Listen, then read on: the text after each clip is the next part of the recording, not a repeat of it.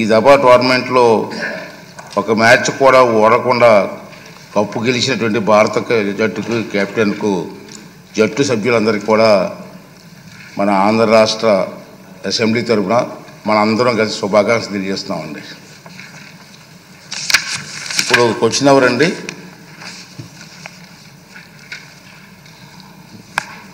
భరత్ గారు. Honorable Speaker, sir. మొదటి ప్రశ్నకి అవునండి. రెండో ప్రశ్నకి డీటెయిల్స్ వచ్చి ఫుడ్ ప్రాసెసింగ్ పాలసీ ఇవ్వడం జరిగింది అధ్యక్ష 26/10/24లో. ఈ కేటగిరీస్ వచ్చి micro, small, large and mega వీళ్ళకంతా ఇన్సెంటివ్స్ ఇవ్వడం జరిగింది. Capital subsidy, power cost reimbursement, ST reimbursement, అలాగే local procurement subsidy and other benefits ఇవ్వడం జరిగింది. మెయిన్గా ముఖ్యంగా సెకండరీ ప్రాసెసింగ్ యూనిట్స్ని ఎంకరేజ్ చేసేదానికోసము, ఎందుకంటే జాబ్ జనరేషన్ ఎక్కువ ఉంటుంది సెకండరీ బేస్డ్ యూనిట్స్ వస్తే. సో దాని తగ్గట్టుగా మన ఇన్సెంటివ్స్ కూడా ఇవ్వడం జరిగింది. అలాగే స్పెషల్ కేటగిరీలో అడిషనల్ 10% కూడా ఇవ్వడం జరిగింది. అంటే women, BC, minority, SC, ST, specially abled, transgender entrepreneurs కూడా ఒక 10% అడిషనల్ బెనిఫిట్ ఇవ్వడం జరిగింది. బేసిక్లీ ఎంటర్ప్రెన్యూర్స్కి ఏమైనా చేస్తున్నారా అనేది ప్రశ్నకి ముఖ్యంగా చెప్పాలంటే మన పాలసీ ఏమి, మన గవర్నమెంట్ వచ్చిన తర్వాత ఏం పాలసీ వచ్చింది, బెస్ట్ పాలసీనా, ఇండియాలో బెస్ట్ పాలసీనా, ఎంకరేజ్ అవుతారా ఇక్కడ పెట్టేదానికి యూనిట్స్కి అనే ఉద్దేశంతో ఈ ప్రశ్న ఉన్నట్లు అనిపిస్తూ ఉంది.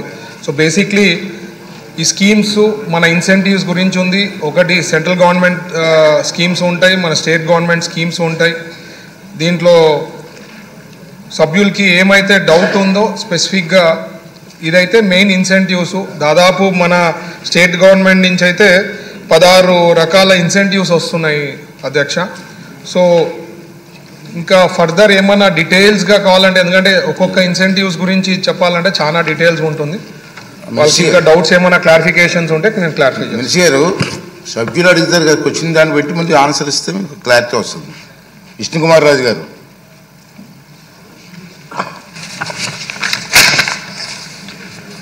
అధ్యక్ష నమస్కారం.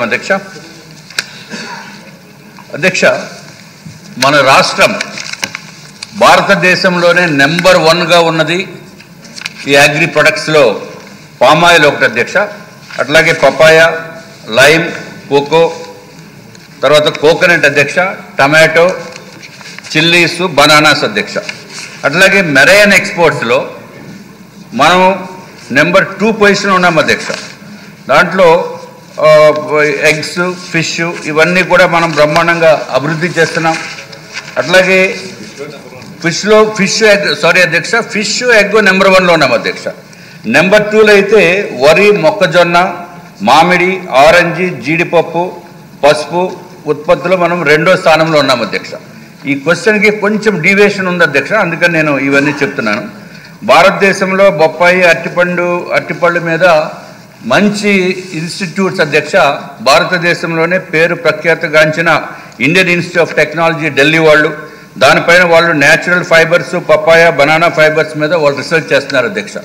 ఇవన్నీ ఎందుకు చెప్తున్నామంటే అధ్యక్ష, గౌరవ మంత్రివర్యులు ఎవరైతే ఈ బెస్ట్ ప్రొడ్యూసింగ్ మ్యానుఫ్యాక్చరర్స్తో పాటు ఏదైతే రీసెర్చ్ ఇన్స్టిట్యూట్స్ చేస్తున్నారో వాళ్ళని కూడా పిలిపించి మన ఆంధ్ర రాష్ట్రంలో ఏదైతే మనము ఆహార ఉత్పత్తులు చేస్తున్నామో దాని నుంచి ఈ ఫుడ్ ప్రాసెసింగ్ యూనిట్స్ని ఎంకరేజ్ చేస్తే అత్యంత అద్భుతంగా మనము మన వాళ్ళని ఇది చేయొచ్చు అధ్యక్ష, ఎన్రిచ్ చేయొచ్చు అధ్యక్ష. తర్వాత మనకి చాలామందికి తెలియదు ఏంటంటే, మనము ఇంత ప్రొడ్యూస్ చేస్తున్నప్పటికీ కూడా ఎక్కడ కూడా ఫుడ్ ప్రాసెసింగ్ ఇన్సెంటివ్స్ ఇచ్చేస్తామంటున్నారు. కరెక్టే, ఇన్సెంటివ్స్ అన్నీ 17 రకాల incentives state government, central government ఇచ్చేస్తున్నాయి. కానీ ఈ ఫార్మర్కి అవేర్నెస్ ఎక్కడ ఉంది? ఫార్మర్కి ప్రొడ్యూస్ చేసే వాళ్ళకి అవేర్నెస్ తీసుకుని వస్తే అప్పుడు మీరు చెప్పే ఇన్సెంటివ్స్కి ఉపయోగం ఉంటుంది. కానీ అవేర్నెస్ లేని మూలాన ఏమి చేయాలో తెలియనటువంటి పరిస్థితి. ఇంత ప్రొడ్యూస్ చేస్తున్న నెంబర్ 1గా మనం ప్రొడ్యూస్ చేస్తున్న ఆ రాష్ట్రంలో ఫార్మర్స్కి ఈ అవేర్నెస్ ప్రోగ్రామ్స్ పెట్టవలసిందిగా మీ ద్వారా నేను గౌరవ మంత్రివర్యుల్ని కోరుకుంటున్నాను అధ్యక్ష. అట్లాగే ఏదైతే పపైన్ ఉందో ఆ పపైన్ కూడా అది ఫుడ్ ప్రాసెసింగ్ ఇండస్ట్రీలో చాలా ఉపయోగము. దాన్ని ఆ పపైన్ దేని నుంచి తీస్తారంటే ఈ పప్పాయ నుంచి తీస్తారు అధ్యక్ష. పప్పాయ అంటే బొబ్బాస దాని